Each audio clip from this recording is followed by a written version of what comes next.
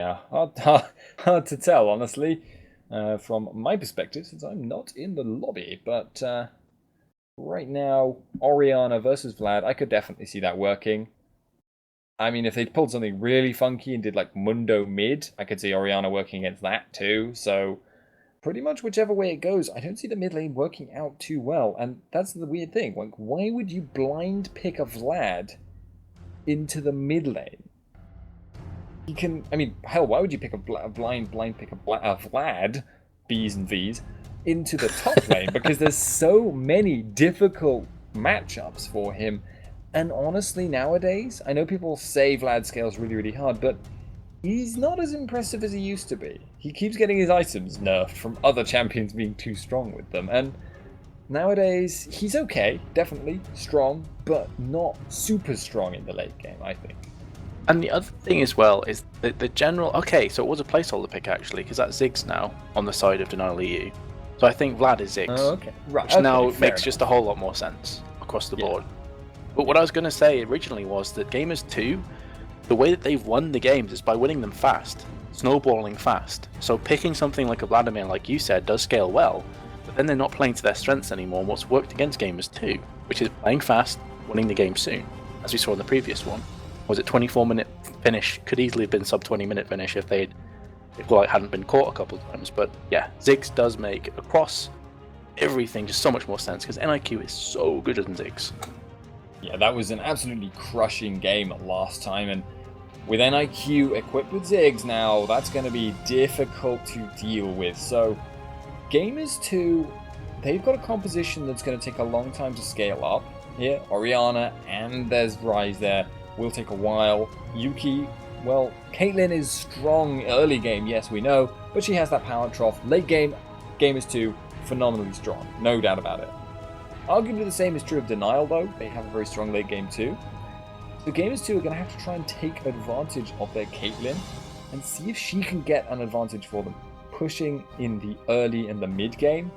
Otherwise, I don't really see their advantages against Denial outside of that sieging situation. It was always going to be very difficult to siege against Ziggs anyway, so right now I've got to actually favour Denial's comp here.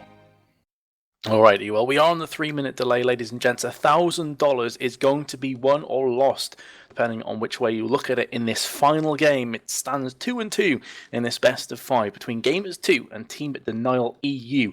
We'll be back in just a few minutes to find out who's going to take this epic concluding game in this best of 5. Stay tuned, we'll be right back.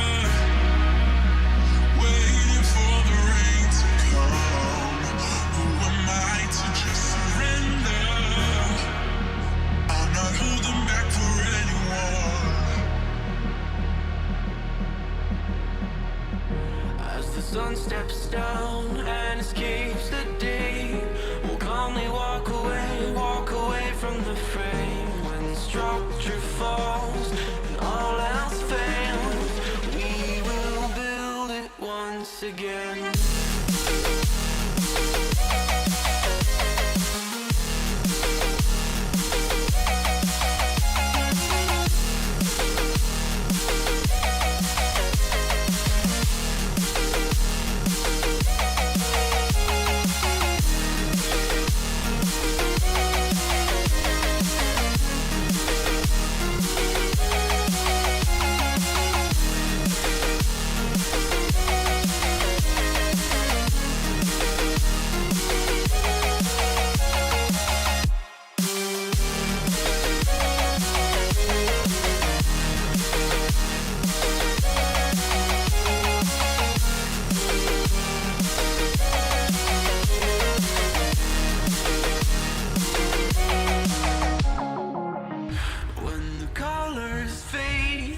Turns to grey, we'll calmly walk away from the fray.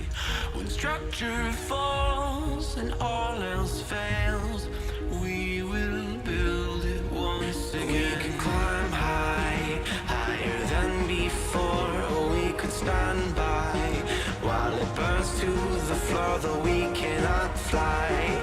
We will build and the wounds will mend as we build it once again.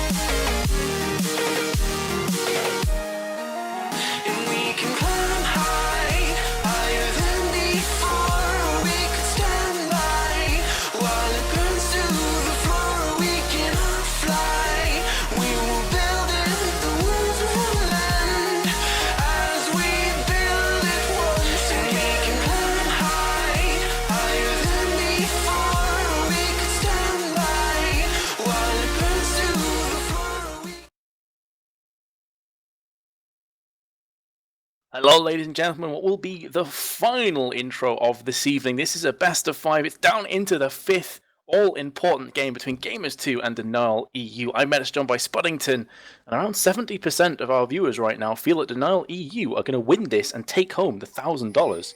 Crazy, crazy statistics. I feel it's much closer than that, to be fair, Spud.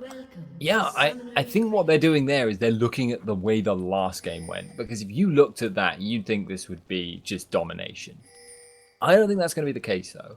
That last game was predicated on a very clever strategy from Denial. They used Elise to keep their 4 versus 0 push, the enemy's 4 versus 2 push from working out, and they were able to bring themselves some big advantages. I don't think they're going to have something quite as clever prepared. That was a very, very uncommon strategy. But now, the invade is coming in. I'm not sure if anyone's going to get anything done here, though. Yuki, though. Yeah, Yuki's in trouble. Or is he?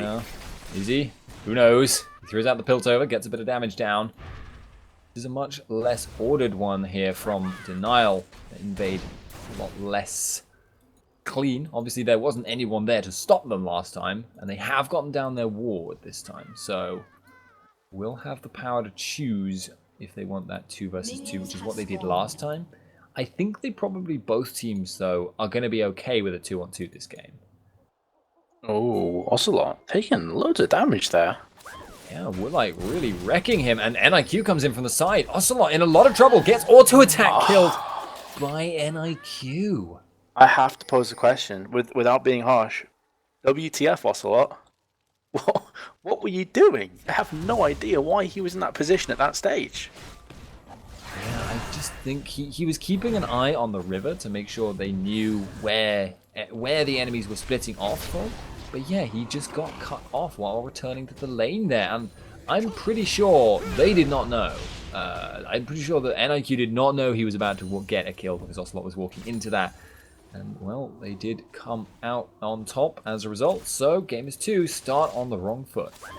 And they certainly do. That's first blood for NIQ. Both flashes were burnt in mid, but NIQ's taken Ghost for his second summoner, so he's still going to be very difficult to lock down in mid. And this suggests to me that he wants to farm lane. He wants to just keep farming. He doesn't care too much about jungle intervention from Kha'Zix, because a Ghost will get him out of dodge. And this is already starting horribly. Kikis is also stealing away the blue as well. This is the same start they did last game. This is the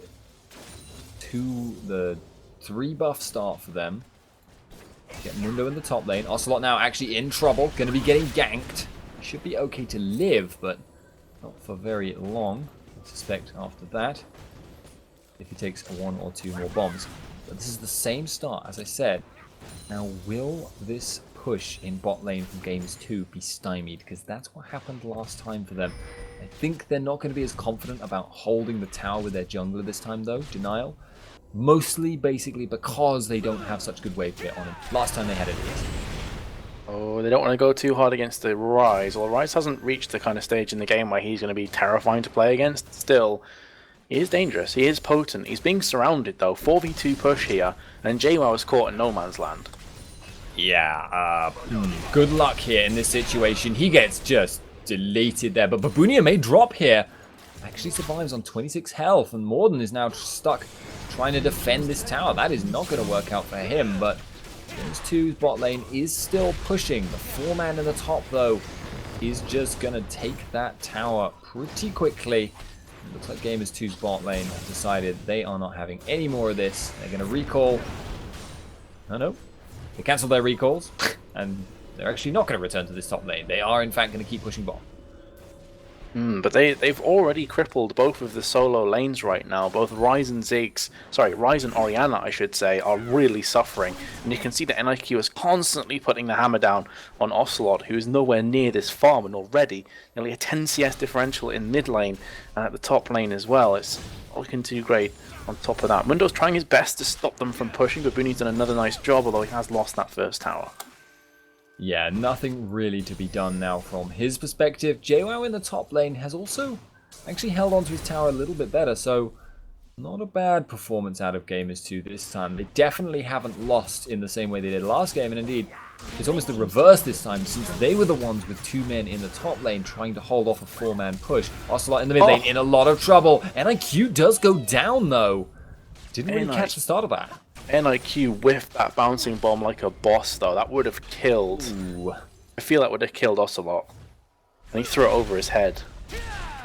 Kikis saying hi to Dude here. I don't really see him chasing this up, though. Morgana's a little bit tanky. He's just going to back out of that. Jump over the wall, kill some minions. Them wraiths. Gotta get them money wraiths. Get them monies, as Kikis' motto right now. And by the way, guys, while we are on a lull in the action, Hitbox is trying to make League of Legends a more active thing here. So if you enjoy what you see, please register and follow the stream at the bottom left, which basically shows your support for getting more awesome tournaments like this going. Either way, though, JWoww Super Rays have found each other at top. Yeah, this is just going to be a straight-up trade of damage. JWoww's too low on mana to fight off Super Rays, and Super Rays, being support, tend to put pay to any effort of his to put down any significant amount of damage, I feel. So, he just does that, walks away. JWoww's going to go back. Probably going to have enough gold for his tier. Pick that up and start farming towards peak Ryze now. And we're going to see who makes the next map play. I feel at this point, Gamers2 are probably going to be the ones who are going to want to force something, because they're going to want to force Woolite away from that top wave. Yeah, they're doing a nice job though here, Gamers2. Whereas last time around, they quickly got snowballed against. This time they're managing to steady it a tiny bit more. Super Rays being caught while Dragon's actually been started. And they follow that up with the shockwave. Super Ray's going very, very low here. Pops the heal. Get in close there. Super Ray's going to drop to that. Meanwhile, Ocelot in trouble. Kikis wants this kill. He's going to drop him very, very low. He's lining him up for the Q any second now. But Ocelot jukes around. Misses the Q there. Kikis will get that. Morden's going to chase him down. But meanwhile, in the lower area, NIQ in a lot of trouble here. Bind misses. Yuki looking for the auto attacks. Can he get the Piltover? Does he have the mana? No, he doesn't. He will be unable to get that kill, whilst also we see in the top lane, Lucian continue to push. Yeah, that was a brilliant satchel charge under a lot of pressure as well from NIQ. If he'd whiffed that, he was dead. If he face plants, he's dead. There's no two ways about it. Can Babunia steal this one with an effective cleaver? Doubtful, but let's see. Yeah, he's going to need a bit of luck to do that. Although, if he'd gotten the right timing there, he might have actually gotten it, since Ocelot, that was a fail smite by Morden, and Ocelot was the one who picked up the kill on it. But Morden's not going to care. He's not going Feral Flare anyway, so he's not going to miss that one stack. Yeah, so already things are shaping up to be much, much closer as we've expected throughout this best of 5. Slight advantage is in Gamers2 hands, but this is still very early stage. A number of the players on the side of denial.eu are going to scale very hard, such as Babunia, such as Lucian as well, and Ziggs will. Plus Kayle at some point will be doing a lot of damage, and the intervention on top of that is going to be very difficult to deal with. However, if we look at the side of Gamers2 as well, Spud, you've got a Rise. Doesn't get better than that. I was just about to start play-by-play, but Babunia is actually dropping down very low to golems. Yeah, there is a fairly strong emphasis here from Gamers2, trying to get farm on this Rise, which is standard play. I know that's typically what you want to do with your Rise. But Babunia, because of the way these lanes have shaken out, has gotten reasonably farmed himself in this early game. And at this point, in a long lane, I think Mundo is going to be stronger in a one-on-one against Rise, and is going to be able to chase him down if JWoww is a little bit over-eager and tries to push Mundo out, because Mundo can just turn around and say, no way, mate, I'm going to chase you forever down this long lane. And Babunia has shown as well that he is an extremely proficient Mundo player. Over the last, I'd say, a week or two that we've been casting him a bunch of, his Mundo is very, very good. He knows how to position himself. He also plays a lot of champions like Trundle, which follow a very similar kind of mantra of getting in the front lines, being super tanky and absorbing all the punishment. And he plays this role down to a T. So if he's given half an opportunity, give him an inch, he'll take a mile. So now... I thought you'd muted your mic there. I was like... Don't worry, man. I'm fine. I had muted my mic, but I wasn't. I was intentional. I was pausing to think. Ah, it's a fair brain. enough then. Don't know if you've got a brain. My brain is now so tired it's getting to the 4-year-old insults. This caster sucks. He has to think. What the hell's that all about? Yeah, most people just play by play. Oh wait, no, there's 2 casters and one of them thinks and the other one doesn't. I'm doing the non-thinking role this time though.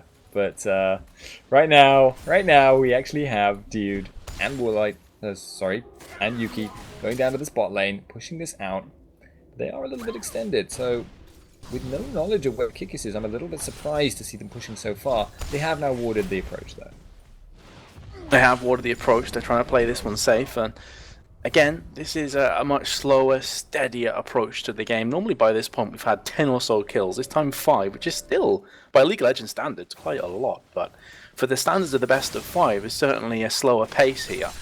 And looking at the 2 teams in question, it's hard to say who this will actually favour, because plenty of the characters on board are going to be happy to get the farm. Yeah, there's no... I mean, maybe... I think Gamers2 will have the slight edge in the late game. Like, they're going to have the advantage in that their jungler isn't going to fall off in the same way as Lee Sin, but they may lack for some things, like the insec engage there. JWoww in a lot of trouble, but the turnaround comes in. Kikis gets bursted down almost immediately. That was a good prediction from Morden. It certainly was. Players stepping up. This is the time to do it. All the other games are for naught. This is basically, when you cut it down, a best of 1 spot. All the previous games don't matter. This is a fresh slate. The BO1 for $1,000, and it's going to come out who plays better, who executes their plan better, will be getting to that finishing line first. Yeah, the only thing that they're really carrying with them from previous games now is exhaustion. Game plans, I guess. Bans earlier were very directed towards their opponents, whereas the first game was more generic, I think we can say. But still, at this point, yeah, you're right. Anything could happen. We have seen that Ocelot in the past, if he gets a lot of farm on Orianna, can make plays by himself. So that is something that denial.eu are going to have to keep in the back of their mind. They have Rise as well on the side. They got Kha'Zix who can jump in and then get the shockwave on top of him. So Gamers2 I think that their experience and their composition is probably going to shine through, but it's so difficult to count denial.eu out of this game. It's incredibly difficult, because a lot of people wrote them off after that third game happened, and then we saw what happened in the fourth. They just crushed Gamers2. Yeah, indeed. Now Ocelot, Gamers2 in general could be in trouble. They get the shockwave and the counter, but Ocelot, dead center on the bomb there, and dude, oh, he's taking a lot of poke. Flashes in for the soul shackles, though. Not going to be able to get anything done there. Now he's going to have to retreat for his life. Kikis did very narrowly whiff that Q there, but he's okay for now. Very, very close. Had that have landed, it would have been another kill. That dude would have fell, definitely. But still, that was a support's flash for a mid laner's flash, so in that way it was kind of worth. But regardless, they're now being sieged down in this 3v2. And that will go down reasonably quickly. There's quite a lot of ranged auto attacking and not a lot of wave clear of Gamers2. For now, though, NIQ is running out of mana. May just want to go and clear this wave, then move to get that blue buff, and I think that is the next plan. Obviously, Ocelot's coming back into lane now, so he's getting his got his mana back up again. Maxing out that Q today. Orianna's can actually max Q or W, and we've seen Ocelot do both in this series, but it doesn't seem to make a tremendous amount of difference. I just feel that both teams are very aware of the situation that's at hand here. You can almost cut the atmosphere with a knife. It's incredible, the difference in their mentality going into this game. Both teams have been making plays all day long, but when it comes down to this, the nitty-gritty, you definitely see them both tightening up a tiny bit, playing a lot safer, respecting one another a great deal more as well. And Gamers2, they're looking for the potential dragon, but it's just going to come down to that vision war again that they desperately need to win, because their composition is built around vision. If you can see someone out of position, that's where Karzik excels, that's where their entire team composition will as well, because he can just catch somebody out like Woolite here. Fortunately for him, he did manage to relentless pursuit his way out of that dark binding, but still, the dragon dance is on. Yeah, right now, whilst all this is going on, the top lane fight is gonna keep going, basically as long as this dance continues. Ocelot did find an opportunity now to roam with the rest of his team, but Gamers2 are a little bit split. Pink ward did just get cleared out though, and it looks like both teams are just going to agree to leave the area. I say that, but Morden moves towards just to put a ward down. Looks like both of them not too comfortable rushing it down at this stage. The whole time though, Ryze is pushing top, and even though he is slightly behind Mundo in terms of kills, he has the kill advantage and he has an assist as well, so he is going to be clawing his way back. He's actually going to recall here, has enough, I have to feel, for the Rod of Ages. Indeed he does, which should be a nice power spike for him, and they may very well try a dragon push right now. Caitlyn's going to go back as well. How much gold does Yuki have? Well, he's got over 1,000, so I feel they're going to get a couple more items and then maybe try and push the envelope with dragon. Yeah, they also need to rebuy pink wards and other things like that at this point. So, yeah, that is going to be the focus for a while now, I think. Top lane, Ryze obviously is going to want to keep pushing out there. But the question really is, do you want to be present to force the issue at dragon and then teleport up to defend? Or do you want to be up top farming for as long as possible and then teleport down for the dragon? Because obviously being able to teleport up is an advantage, because if you win the fight, Babunia is probably going to teleport it down and you'll be able to push up for free. But being there in the first place does obviously mean that you can get caught in a situation where the enemy is preventing your dragon and Babunia is just continuing to push top, which can obviously force you to waste your teleport, and then Babunia can do what you were trying to do in reverse. I'm very happy for Ocelot as well, because he was a recipient of First Blood completely needlessly, was caught around his blue at the very beginning of the game if you have just joined us. But he hasn't let that snowball mid lane. He has managed to claw his way back. He's by and large fairly even on Ziggs. Both Orianna and Ziggs are very good farmers of mid lane, very good at CSing and last hitting. And he has managed to claw his way back. So I'm very glad for him in that aspect, because it would have been easy for him to then go on tilt or something and just kind of throw mid lane completely out the window. His team are currently 1,000 gold ahead at 17 minutes, which is really nothing. But actually, the dragon is going to get started off here by the side of denial.eu. Or is it? They're flirting with it. Or is it? There's the question of the ages. Or is it? Doesn't seem to be at the moment. does actually seem, though, at the moment, we are seeing a bit of a confrontation there over that ward. Contentious things wards. We'll have a lot of fights over wards. Does seem like at the moment, though, no one is actually confident enough. Yuki there, getting poked out a little bit by the culling. Continued just little bits of back and forth in in the mid and the bottom lane there. But no one's yet getting a commanding enough position to just say, yes, we're gonna go to Dragon. Yeah, that's the thing, and this is what I'm talking about with the atmosphere and with this very tight kind of gameplay between the two teams, that they respect one another a great deal and they don't want to throw away a huge objective. And it would be huge at this stage of the game. It could be all the difference. Could put them on a bit of a roll here.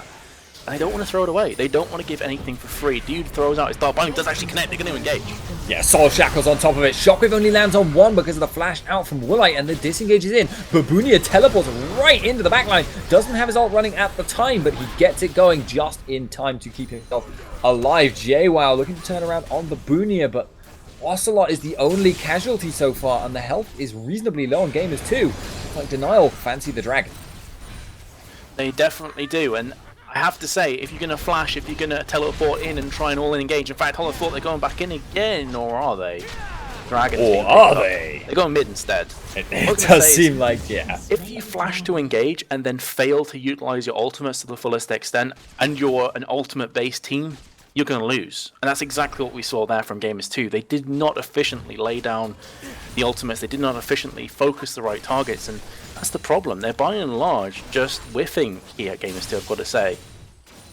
Yeah, and obviously committing that hard means if you do whiff your ults, then you are very heavily committed, and it's so easy to take advantage of that from the perspective of Denial. I mean, Babunia teleporting in, he tanked so much damage there, but they just couldn't kill him. He was just that little bit too much Mundo for them to handle, and as a result, he's now helped himself to extra kill, and he is pushing at this top lane. JWoww doesn't feel confident fighting him one-on-one.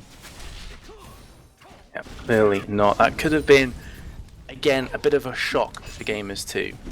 They may have thought, okay, we got this in the bag, guys, we're teleporting in, we've got this fight comfortable, and then suddenly, out of nowhere, it backfires, and that's knocked them on the back foot again. Maybe lowered their confidence a tiny bit going forward. So they have to play careful here, they have to play slow and steady, and try and find their footing again, otherwise they could lose a bunch of objectives off the back of one another.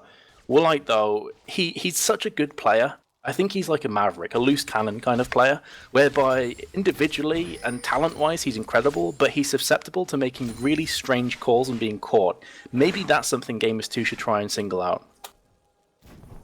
They may well be able to. He's spending quite a lot of time solo at the moment, trying to get farm for himself, and he, in fairness, is succeeding in terms of that farm. He's got quite a little bit of an advantage over Yuki as well, getting up towards 20 CS on him.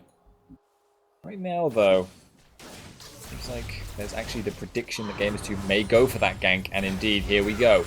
Woolite is in, getting a lot of damage down. Dude is very, very low here. The heal comes down from Yuki, getting the movement speed. Can he get out of range of the next bouncing bomb? No. But that wasn't actually what killed him. Yeah, well, interesting enough, I was saying they may try and target Woolite. Well, the complete opposite happened. They end up dying. This probably will be an objective as well. So this is what I was talking about before. Steadying the ship, not losing a bunch of objectives off the back of one another, but now it seems to me that denial.eu are starting to pick up a head of steam here. They're starting to roar down the tracks, and it's all down to Gamers2 as to whether they can turtle this one out. Indeed. Now, actually, we have the culling coming down on Ocelot. Shockwave forced out, and the Warlight burst is so huge. Yuki's actually in trouble now as well. Doesn't quite get taken down by the Ziggs ultimate, but Denial now, they're going to be able to push in here. This is an easy tower for them if no one comes to contest. And Rise is not on full health. Does he really want to go in for this? No, he doesn't. Okay. Well, however, he's bought up enough time. Yeah. He hasn't. I thought that G2 were going to engage fully on that one, but they didn't. I'm a bit surprised. You've got to be careful, of course, engaging into a Kayle, because whoever you're trying to focus out is just going to get ulted, and that forces you to switch targets. If there's big damage threats there, like Ziggs, that's a huge problem for you. Yuki now could be in trouble. Flashes the bouncing bomb, and indeed the sonic wave there. But still going to be another tower here, and it seems like Denial have really shifted gears. These are the scenarios where you don't care too much if you actually secure the kill. As long as you force them away from the objective and you can pick them up, you're happy with that result. So that is 5 towers to 1 in favour of denial.eu. They're going to be able to open up some of this ground and claim it as their own, steal away all these buffs, steal away all these wraith camps and such. And that is just going to hurt Gamers2 more and more. They're basically being choked out in their own jungle, and there's not a damn thing they can do about it. They're trying their best to tap out, but denial.eu having none of it. It seems like they need to find and engage right now, but they're just not finding it. And NIQ on his Ziggs is doing a ton of work, damaging towers and sieging effectively for his team. Babunia is now going back to top lane. He's going to apply some pressure up there, draw people in, whilst the team of Gamers2 try to go for this mid lane. Super Raze could be in trouble. He is going to use his ult on himself, but he will actually just be able to flash out after that, and the Ziggs ult cleared the wave. So for all that, Gamers2 get nothing. Yeah, Gamers2 are desperately trying to cling on to get to the late stage so that Ryze can get big. He has got the Seraph's Embrace upcoming, 749 out of 50 that is required, so he is going to have that very shortly. There we go, has just been finished off, so that's again a nice power spike for Ryze. But they're still losing towers, and they can't wait forever for JWoww to become relevant.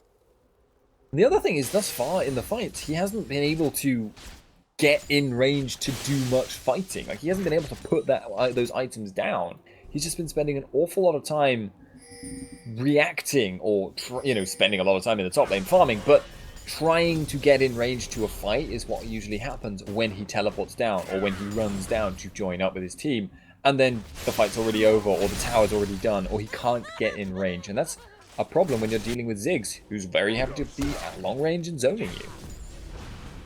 Yeah, I think one of the key things for me is that Ocelot seems to be a bit shaky right now, seems to be a bit wobbly.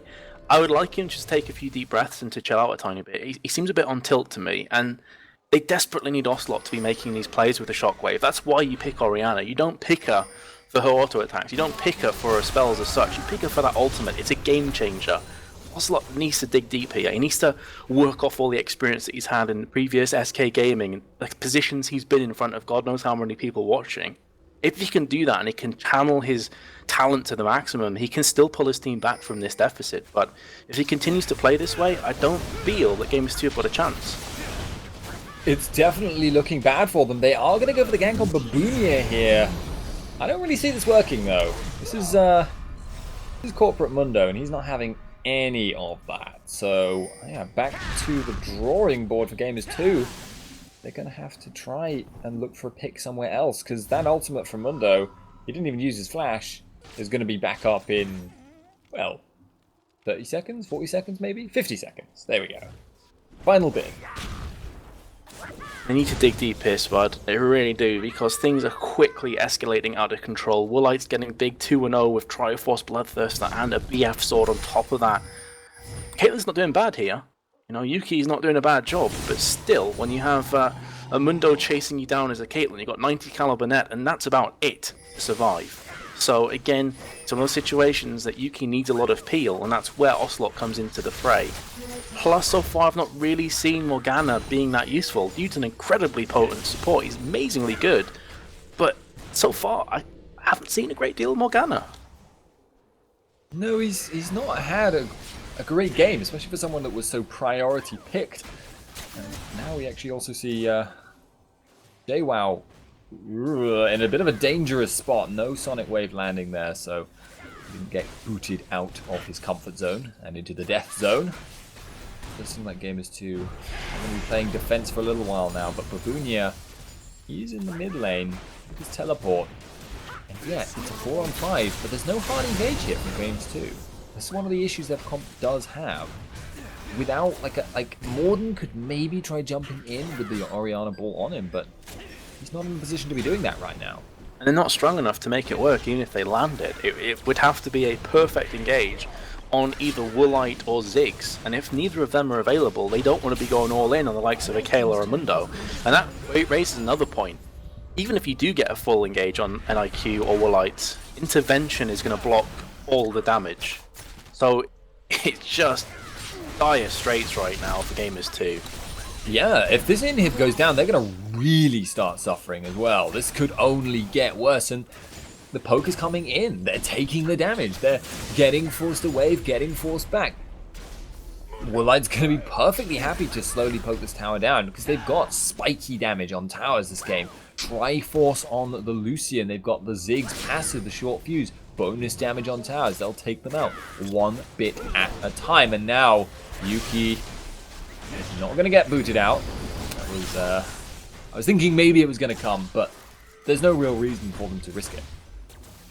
Yeah, that's the thing. They're choking them out slowly. They don't need to make something huge happen because then they risk the chance of the comeback. And we saw this even in the 4th game where Gamers2 were a mile behind. Woolite made that misstep. Gamers2 had a few moments of brilliance, so they can pull it back. And that's again something that will be in the back of the minds right now of denial.eu. Do not give them an opportunity to get back into this game. Yeah. Got to be careful though. There is a minor chance of overstaying their welcome, but the interesting thing here is that Super Ace is having surprising amounts of utility because of the fact he's healing people. He rushed the Mikhail's Crucible, and it's letting his team sustain through the poke from Gamers2. And obviously, normally Gamers2 would have worse poke, but they are landing some stuff, Kazu missiles, a little bit of damage from Orianna here, and then they're recalling home guarding back in. That's not causing enough of a problem though because Super Ace is, as I say, healing through it. This is the thing. Okay. Gamers2 have come back from worse than this, bud, so they're not out just yet. But they're on the lifeline. They're hanging by a thread right now. And that's the key thing. Gamers2, they're going to need that perfect, pixel perfect engage. Even then, they're going to have to put together a few team fights to bring themselves back into this one. Not because they're so far behind in gold, which they are, but because they're so far behind in towers. And that's the key thing. Objectives win games. And so far, denial.eu is way ahead of them in that respect. Getting antsy here, though. They were looking for the tower, and they may have overcommitted for it. Babunia is going to get bursted down. Zigzag whiffs completely. Doesn't hit anyone. Morden is looking to chase this up. He wants to deliver the ball, but I think it might actually reset if he jumps in from this position. And so he's going to get sped up by Ocelot. The flash out from Super Ace. Flash in from JWoww. Damage down on Kikis, but it's not enough. It's a flash for a flash. Woolite, though, goes off the side, picks up Dude. Wow, that was a very opportunistic little kill there. And very, very good play. But I believe the shockwave is actually still up. So you've got to be so careful if you're Denial in this situation. This is a jungle fight against an Orianna. And the mid tower didn't fall. So Denial, they just lost their grip a little bit there. Oh, the Ocelot is okay. Fine. No worries. Simple. They lost their grip a little bit, but still, they picked up no objectives off that one. And now Woolite's going back in again.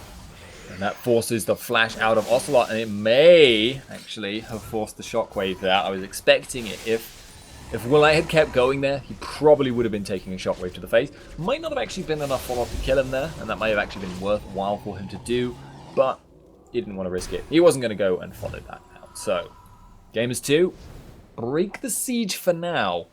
If it gets re-established, it could be a real problem for them, and Babunia is still going to be able to play that top lane pressure. Yeah, exactly. What that will do, though, is tap Denial on the shoulder and say, we're not immortal. We are fallible right now. And if we keep making these over-aggressive plays, we will get punished. But as I said before, Gamers2 got no objectives off that. They didn't pick up any towers, they didn't pick up any dragons. However, they are in position to pick this one up that spawns in 3 seconds. So that is going to be a bit of a brief respite for them and a nice influx of gold. But still, as you say, Babunia can just keep pushing top. And JWoww, I don't feel can do a great deal to stop this as he's 2 levels behind. Yeah, very unlikely that that is the case. Now, Gamers2 did pick up a dragon, so that was a little bit of gold there. And JWoww is going to continue to throw his dodgeballs at the face of Mundo. Once he's got a Void Staff, he may be able to reverse this pressure. He may start to push back Mundo. And basically, Denial are on a bit of a timer. If they can get this mid tower before then, it doesn't really matter. They don't need to split push at that point. But if they can hold on, if Gamers2 can hold on for now, Ocelot actually going for Woolite, 1-man shockwave, and the Zigzag comes across. They may be able to focus down Ocelot here. They do get him. Woolite did get the reckoning on him, and he has survived that damage. NIQ gets picked off at the side, and JWoww now being chased under the tower by Babunia. He will go down very quickly, I suspect, to Kikis.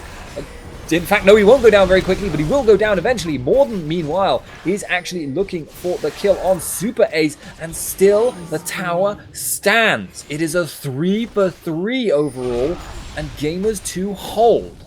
Incredibly sloppy here from Denial. They could be going down even more players. Yuki looking for kills. He's got red buff here. He's going to get that slowdown on Babunia. He's also been slowed in return, though. And Morden, he's also got a red buff. He's going to pick up Babunia. Yuki will pick up Babunia there, so 4 for 3 overall. Gamers2 won't be able to take an objective directly off this, or maybe they will. They're going for that Baron pit. They're going for this. They can duo it for now, and that could buy up enough time for Ocelot and Deed to get in there. Ocelot, of course, with the command protect, is going to be able to just fire in the shield. There's the teleport as well from Rise, so this is definitely possible. And if they pick up this Baron, this is their moment to start. But here comes the Mega Inferno Bomb. Oh! Right in the fields. Yeah, that magic damage. Double kill. There. Yeah, that was that did quite a lot of damage for them. And now Ocelot may drop as well, so that's actually a huge turnaround there for Denial. They've just picked up 4 kills. Can they pick up the last one? JWoww, he's running for his life here in the most literal sense imaginable. And Woolite will pick that up. Babunia now teleporting in this ward, and that's going to mean an inhib at the least. 20 seconds, probably not enough to finish the game, but damn, that was bad. It was even worse when you consider their positioning.